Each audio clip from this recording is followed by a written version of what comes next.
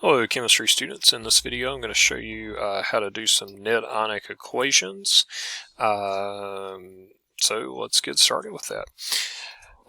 These are going to be easy because I've given them to you and I've told you which ones are aqueous, and with the exception of this one, which one is solid. So let's just go ahead and make a point here that the sodium or the magnesium hydroxide is the solid that's formed here. When ionic compounds and strong acids and strong bases are in solution, they exist as ions. Like, for example, the magnesium chloride, remember it's an ionic compound. It has the ions magnesium and chloride in it. And that 2 means that there's 2 chloride ions present there. And then the sodium hydroxide has sodium ions and hydroxide ions in it, and that 2 there means there's 2 of each. And then the magnesium hydroxide, it's a solid, so it's not going to be separated out into its ions, it's going to be together.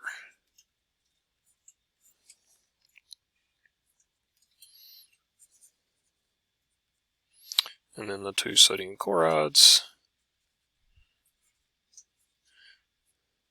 Sodium chloride is an ionic compound, so its ions also will separate out. Now, check out what happens here. This is like an equation. So if you have the same things on both sides of the equation, like the 2 chlorides and the 2 sodiums, well, look, those cancel out, and what's left behind is Mg2 plus 2OH minuses makes MgOH2. Now, some of you are pretty astute, and you might be able to look at this and say, well, Mr. Benner, if I knew that was the solid, yeah, I could just put that here and then write the ions that it forms from. And you would be right. So if you don't want to write out all this stuff right now, that's fine.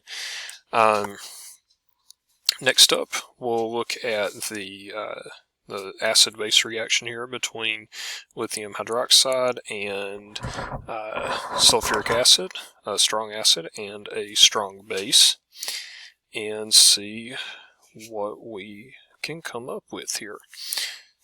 So the sulfuric acid is going to ionize and make hydrogen ions, and each sulfuric acid would release 2 hydrogen ions and a sulfate ion,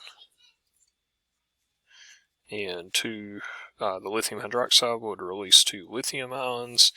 And that sounds familiar, like, hey, I think those are in batteries. You'd be right. Lithium is a choice because it's the lightest metal on the periodic table, so it leads to the lightest batteries. You can make batteries with sodium ions or potassium ions, but those batteries would be a lot heavier, and who wants a heavy battery to carry around?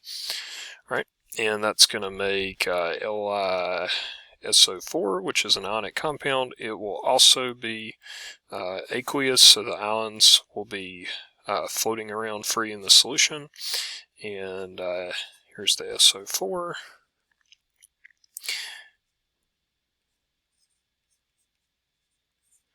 Alright, so the water does not ionize extensively. It's not a strong acid, a strong base, or an ionic compound, so it'll stay together. Molecular compounds usually do stay together, so let's cancel out the things that stay the same on both sides. There's the lithium, there's the sulfate, and that leaves us with this, 2H plus 2OH minus yields 2H2O.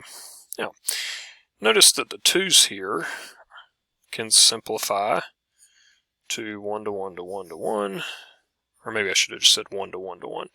But anyways,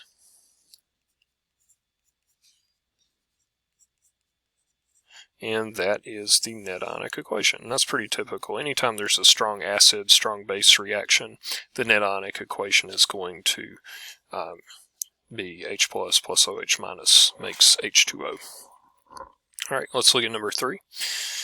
In number 3, we form the precipitate AgCl. Let's try this one not showing all the work and just showing the AgCl as the product.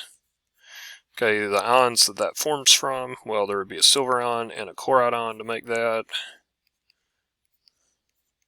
got to show those charges for the ions, and that's it. Alright, now check out what happens here. This is aqueous, this is aqueous, this is aqueous, this is aqueous. They're all dissolved in water. What do we do? Well, turns out this is a no reaction. I'll show you why.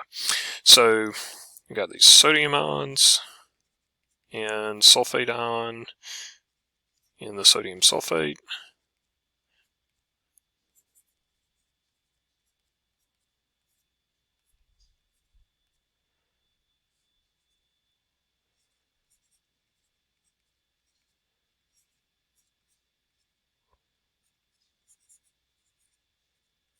All of these are ionic compounds, and they're all soluble in water, so they're all going to exist as ions in aqueous solution. So SO4 to negative. Alright, so watch what happens. The sodium stayed the same, the sulfate stayed the same, the magnesium stayed the same, the chloride stayed the same. What does that mean? That means that as far as the solution goes, there was no change, so there is no reaction. Nice. Alright. By the way, if you weren't given the aqueous things, you could figure it out with your reference table, because you can look at the solubility rules, and you can check to see if something is soluble or not soluble based on those solubility rules. Like silver chloride, you'll be able to look at the solubility rules and tell that it's not soluble. Alright, so let's do this acid-base reaction. Notice the salt is soluble, the new compound that's formed is the water, and I know water dissolves in water, but it doesn't form ions, so we would list it here as H2O. The ions that forms from would be H plus and OH minus. That's all you've got to do. You can show all the other stuff if you want to, but that's it. Alright, this one, the solid that we form is the lead iodide, so PbI2. The ions that forms from would be a lead ion, Pb2 plus, and the iodide, 2 iodide ions. And that's it. So there's your net ionic equations, and thanks for watching.